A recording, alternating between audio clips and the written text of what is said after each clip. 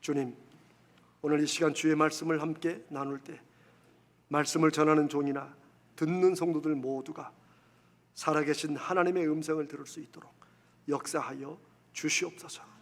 우리 주님 예수님의 이름으로 간절히 기도드리옵나이다. 아멘. 여러분, 제가 이제 한 20개가 넘는 단어를 제가 천천히 한번 불러드릴 테니까 이 단어들의 의미를 여러분 한번 생각해 보십시오. 이 단어들은 현대인들의 삶에 가장 많이 관련되어 있는 단어들이라고 합니다. 그래서 많이 언론이나 각종 책자에서 많이 언급되고 현대인들의 삶에 가장 필요한 단어들이라고 합니다. 한번 들어보십시오.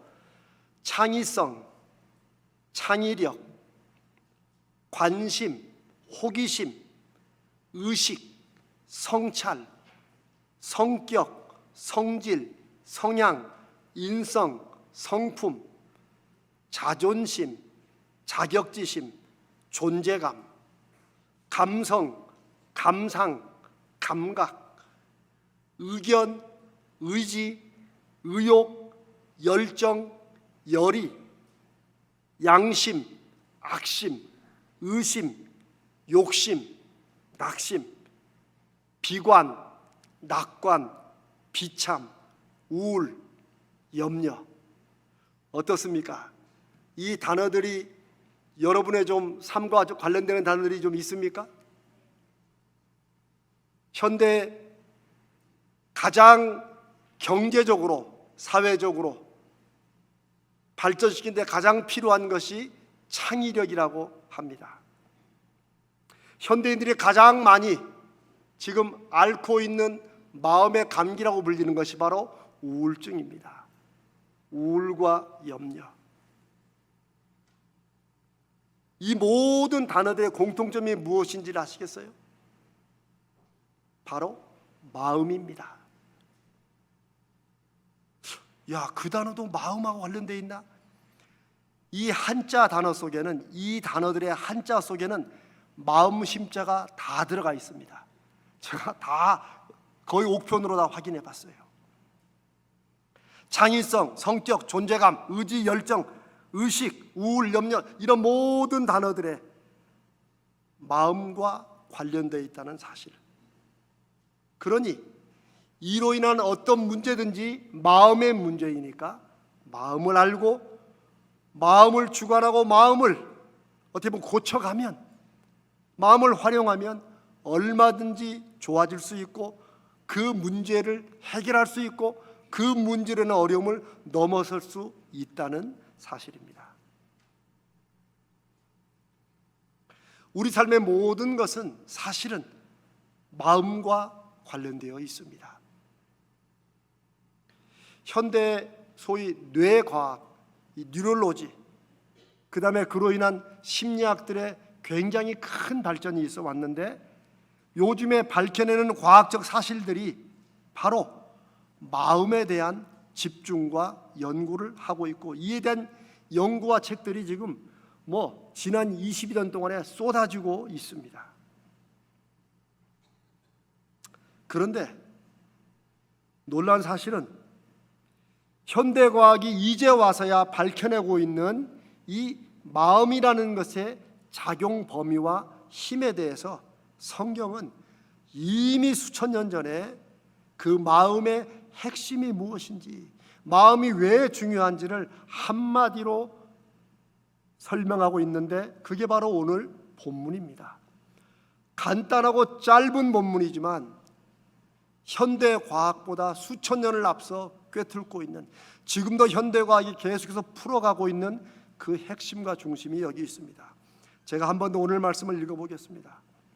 모든 지킬 만한 것 중에서 더욱 내 마음을 지키라. 생명의 근원이 이에서 남이니라. 다시 말하면, 만약 사람이 인생을 살면서 무언가 꼭 지켜야 될, 꼭 놓치지 말아야 될, 보호해야 될, 꼭 주관해야 될 그것이 있다면 다른 어떤 것보다도 자기 마음을 그렇게 지키고 주관하고 붙잡고 살아야 된다고 하는 것입니다. 왜? 이 사람의 마음에서 생명과 삶에 관한 모든 것이 나오기 때문이다. 작년 12월 7일에 신문에서 이런 기사가 크게 났습니다. 정부가 앞으로 학생 정신건강 지원 법안을 만들어서 추진하고 실행하겠다는 거예요.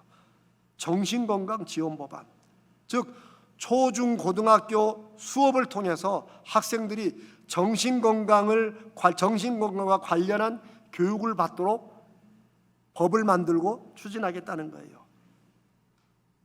그 신문 타이틀에도 마음 지키는 방법을 초중고교에서 가르친다고 그렇게 타이틀도 뽑았습니다. 어렸을 때부터 스스로 자신의 마음의 건강을 돌볼 수 있는 그런 지혜와 역량을 키워서 우리 자녀들이 정신질환을 걸리지 않도록 예방하고 관리하고, 요즘에 사회적으로 계속해서 문제가 되고 있는, 정말 심각한 문제가 되고 있는 학교 폭력, 점점점 나이가 내려가요. 그리고 교권 침해, 이런 문제들을 마음 건강 지키기를 통해서 이제 이걸 가르치면서 해결해 보겠다는 거예요. 저는 그나마도 정부가 주도해서 공교육에라도 이것을 실행한다니 참 한편으로 안심이고 다행입니다. 물론 정부 주도가 좀 얼마나 될지는 모르지만 사실은 저는 적어도 이 마음의 건강이 개인은 물론 사회에 얼마나 중요하고 필수적인 건지를 이제야 그걸 정책에 반영한다는 사실에 저는 참 박수를 보내고 싶습니다.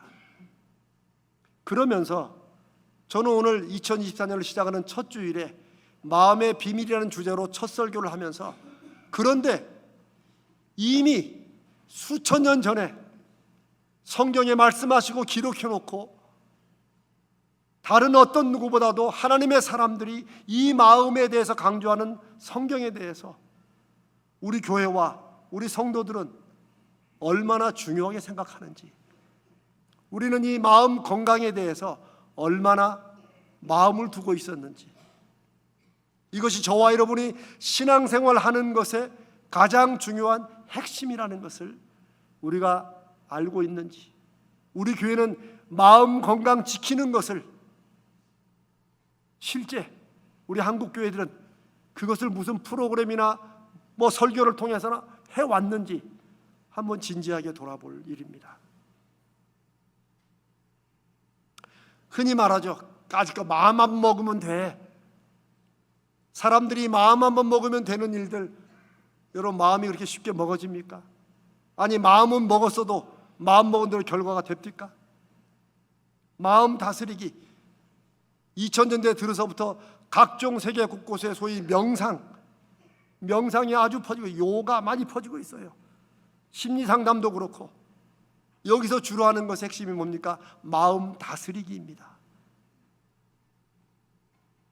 이 마음이 잘 다스려집니까? 마음 활용하기, 이미 1970년대부터 미국에서 시작된 소위 자기개발, 제가 이게 하나님의 형상의 잠재력을 개발하는 것이라고 제가 여러 번 말씀드렸죠. 교회가 이 문제에 관심 없을 때 오히려 사회가 더 자기개발, 인간개발이라고 활용했던 소위 마음 활용하는 것, 이거 정말 잘 되고 있습니까?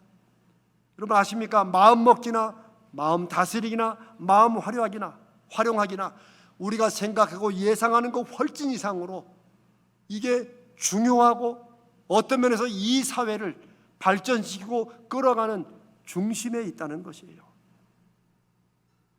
그런데 이게 중요한 만큼 생각보다 쉽지 않습니다. 마음을 지키는 것, 마음을 먹고 마음을 다스리고 마음을 활용하는 이 일이 얼마나 중요하면서도 또 그만큼 어려운 일인가를 제가 한번 다르게 표현해 볼까요? 이게 얼마나 중요하면서도 어려우면 이 마음을 지켜주시기 위해서 하나님의 아들 예수 그리스도가 이 세상에 오신 것입니다. 그리고 그 주님이 오신 것으로 끝나지 않고 내가 너희와 세상 끝날까지 거룩한 영 성령으로 함께 하시겠다고 약속하시고 지금 우리와 함께 계십니다. 그런데 우리는 마음에 관해서는 마치 우리가 살아가는 인생과는 상관없는 것처럼, 그거는 뭐 우리가 그냥 다 어떻게 하면 다 할 수 있는 것처럼 우리가 어쩌면 오해하고 관심을 안 두고 있어 왔습니다. 그러나 생명의 근원, 내가 살아있고 생명을 통해서 이루고자 하는 모든 것들이 이 마음에서부터 나온다는 이 말씀의 깊이를 다 알진 못하더라도 이게 정말 중요하다는 것을 알면 우리가 예수 믿는다는 일에 소위 믿음의 유익과 능력이 바로 여기에서 나온다는 것입니다. 정말 믿음으로 산다면 우리는 다른 무엇은 못해도 우리 마음을 지키는 것, 우리 마음을 먹고 이 마음을 때로 다스리고 마음을 활용하는 것, 이거는 안 믿는 누구보다도 더 잘해야 됩니다. 지금까지는 못했을지라도, 여전히 다른 사람들은 안 할지라도 이제 우리 교회부터, 저와 여러분부터 올해 이 첫 주일부터 한번 해보십시다. 교회가 성도들에게 믿음을 가르치고 믿음을 도와주는 일을 한다면 저는 그것은 한마디로 성도들이 살면서 자기의 마음을 지키는 일을, 이걸 어떻게 하는지, 왜 중요한지, 그리고 어떻게 이것을 잘할 수 있을지를 알려주고 도와주는 것이라고 저는 그렇게 확신합니다. 그 미국 인디언들에게 전해지는 마음을 지키는 일에 관한 유명한 이야기가 있습니다. 아마 여러분도 한두 번쯤 들으셨을 것입니다. 인디언 할아버지가 손자에게 말을 합니다. 사람의 마음속에는 검은 늑대와 흰 늑대 두 마리가 살고 있다. 그런데 얘들이 늘 싸운다는 거예요, 마음속에서. 그러다가 검은 늑대가 이기면 사람은 악한 생각과 악한 행동을 하고, 흰 늑대가 이기면 착한 생각과 착한 행동을 한다는 거예요. 그러니까 이 손자가 할아버지한테 묻습니다. 그러면 주로 어떤 늑대가 이깁니까? 이 할아버지의 대답이 네가 먹이를 주는 늑대가 이긴다. 참 두고두고 우리가 마음을 다스리고 지키는 일과 방법의 그 의미와 내용을 잘 설명해 주는 통찰력 있는 얘기라고 생각이 됩니다. 우리 마음속에는 여전히 선한 의지가 있고 악한 이기심이 함께 있습니다. 그래서 우리가 때로는 선에게 먹이를 주고, 때로는 악에게 먹이를 주고, 때로는 검은 늑대에게, 때로는 흰 늑대에게 먹이를 주며 살아간다는 거예요. 그런데 여러분, 성경은 이 인디언의 검은 늑대, 흰 늑대 이 얘기보다도 몇 차원 더 들어간 깊은 얘기를, 핵심적인 얘기를 우리에게 마음과 관련해서 합니다. 그것은 아무리 우리가 선한 마음의 결심을 해도 악한 마음으로 자꾸 돌아간다는 거예요. 무슨 말이냐면 우리가 먹이를 흰 늑대에게 자꾸 주려고 주는데 그럴 때마다 검은 늑대가 그걸 낚아채가지고 그걸 먹고 힘을 내서 검은 늑대가 흰 늑대를 이긴다는 거예요. 성경에 이런 말씀들이 굉장히 많이 있습니다. 물론 검은 늑대, 흰 늑대는 성경에 없습니다. 예수님께서 마태복음에서 제자들에게, 그리고 오늘 우리에게 이런 말씀을 하십니다. 여러분 잘 아시는 말씀입니다. 마음은 원이로되 어떤다고요? 육신이 약하다. 여러분 이 말씀을 어떻게 이해하십니까? 아유, 마음을 먹는다고 다 되는 게 아니야, 이 정도 생각하십니까? 혹은 마음은 선한데 이 육신이 약하다는 그런 뜻입니까? 몸과 마음이 따로 논다는 뜻입니까? 아닙니다. 마음은 원하지만 육신이 약하다 해서 마음과 육신은 똑같이 마음의 작용을 주님이 말씀하시는 것입니다. 쉽게 말하면 우리가 한편 마음으로는 흰 늑대에게 먹이를 주고 싶은데 또 다른 검은 늑대가 그 먹이를 채가서 늘 검은 늑대가 이기는 그런 삶을 산다는 거예요. 사도 바울이 이 얘기를 로마서 7장에서 자신의 삶 속에서의 겪는 고민과 갈등으로 이렇게 고백하듯 얘기합니다. 제가 두 구절을 좀 여러분에게 설명을 해드리겠습니다. 사도 바울 로마서 7장에 고백하기를 내가 한 가지 마음의 법칙을 깨달았는데 그것은 선을 행하기 원하는 내 마음 속에 악이 함께 있다는 사실이다. 그걸 바울이 깨달은 거예요. 그러면서 우리가 잘 아는 말씀대로 바로 이것 때문에 내가 원하는 바 선은 행하지 않고 도리어 원하지 않는 악을 자꾸 행하며 산다. 그 로마서 7장 마지막 부분에 오호라 나는 곤고한 사람, 나는 어쩔 수 없는 사람이구나. 왜 내가 자꾸 선한 일을 계획하고 마음먹어도 왜 자꾸 악한 일만 내 마음속에 일어나고 그런 악한 행동을 하게 되는지, 누가 이 사망의 몸에서 나를 좀 건져줄 자가 누군가 라고 탄식을 합니다. 바울 사도는 자기의 솔직한 경험을 나누면서 우리가 어떻게 이 마음이라는 생명의 중심을 이겨야 될지를 그 다음 구절에서 바로 주 예수 그리스도의 은혜로 우리가 마음을 이기고 다스리고 지킬 수 있다고 말하며 로마서 8장이 시작됩니다. 바로 마음을 이기고 지키고 주관하고 다스리는 힘이 예수 그리스도로 인해서 예수 그리스도를 믿는 믿음에서 온다는 사실입니다. 우리가 잘 부르는 찬송이 있죠. 내 모습 이대로 주 받으옵소서. 이 내 모습 이대로라는 이 타이틀이 우리가 잘 아는 빌리 그레이엄 목사님, 지금 돌아가셨지만 이분이 자신의 일평생 회고록을 쓴 그 제목이 Just as I am, 바로 내 모습 이대로라는 그 타이틀로 회고록을 썼을 만큼 참 유명한 그런 구절이죠. 우리가 찬송도 부릅니다. 내 모습 이대로 주 받으옵소서. 주님은 언제나 우리 모습 이대로 받아주십니다. 하지만 여러분 오해하지 말아야 됩니다. 주님은 결코 우리가 계속해서 일평생 주님이 받아주시고 만나주신 이후에도 맨날 내 모습 이대로 받아달라고 그 모습 그대로 살아가는 것을 원하시지 않는다는 거예요. 주님은 그냥 내 모습 이대로 살라고 우리를 하나님의 자녀로 삼아주신 게 아니라는 것입니다. 왜요? 우리가 계속해서 내 모습 이대로 살면 그것은 예수 그리스도의 십자가의 죽음과 부활과 그 용서를 헛되게 만드는 것이고, 우리의 인생과 우리의 가정과 우리가 살아가며 하는 모든 일들 속에서 우리는 예수 믿으나 안 믿으나 똑같이 어렵고 고달프고 힘든 인생을 살기 때문입니다. 우리는 내 모습 이대로 받아주신 주님을 믿되, 우리는 이제는 지금 내 모습에서 조금 더 나아가는, 우리를 부르신 부름의 상과 표대를 위해서 나아가려는 거룩한 사명이 우리에게 있습니다.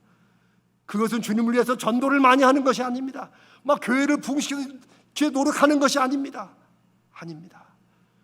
우리의 모든 삶과 생명의 모든 것이 나오는 이 마음을 우리가 다스리고 주관하고 활용하고 지키는 것, 이게 바로 예수 그리스도의 성품을 닮아가는 것이고 그리스도를 본받는 것입니다. 왜? 그래야 우리의 삶이 예수 그리스도를 향한 믿음으로 인한 열매가 맺어지기 때문입니다. 그럴 때 이 세상 자체가 천국으로는 바뀌지 않더라도 내가 주관하고 지키고 다스린 마음을 통해서 우리가 일부나마 우리의 가정에서 삶에서 천국을 경험하고 맛보고, 그래서 영원히 이루어질 천국을 소망할 수 있는 것입니다. 사랑하는 여러분, 2024년을 시작하는 이 첫 주일, 오늘부터 우리는 이 마음의 문제, 이 마음의 비밀과 마음의 훈련을 하나님의 말씀으로 함께 나누고, 여러분의 마음의 결심도 좀 하고, 그 마음을 통하여 일하고 역사하실 주님을 의지하며 마음을 새롭게 하는 훈련, 마음을 지키는 훈련, 마음을 다스리는 훈련을 우리가 한번 해보십시다. 그래서 실제 믿음이 저와 여러분의 삶에서 역사하고 열매 맺는 것을 보고 우리가 했던 기도 제목의 응답들과 표적을 보는 그런 믿음의 눈과 믿음의 귀가 열리기를 바랍니다. 사랑하는 여러분, 다 떠나서 우리가 정말 예수 믿으면 다른 무엇보다, 그리고 다른 어떤 사람들보다 마음은 좀 더 잘 지킬 수 있어야 합니다. 믿음의 능력으로 무엇보다 우리의 마음, 우리의 기분 정도는 어느 정도 내가 다스리고 컨트롤할 수 있어야 됩니다. 그게 믿음을 가진 사람들의 당연한 모습이고, 그게 믿음이 우리 삶에 역사하고 열매 맺게 하는 힘입니다. 올 한 해 이 마음을 알고, 이 마음을 지키고, 마음을 다스리고, 마음을 활용하여 실제적인 예수 믿는 믿음의 열매와 경험을 우리 삶과 가정에서, 우리 교회에서 함께 맺고 누리기를 주님의 이름으로 축복합니다.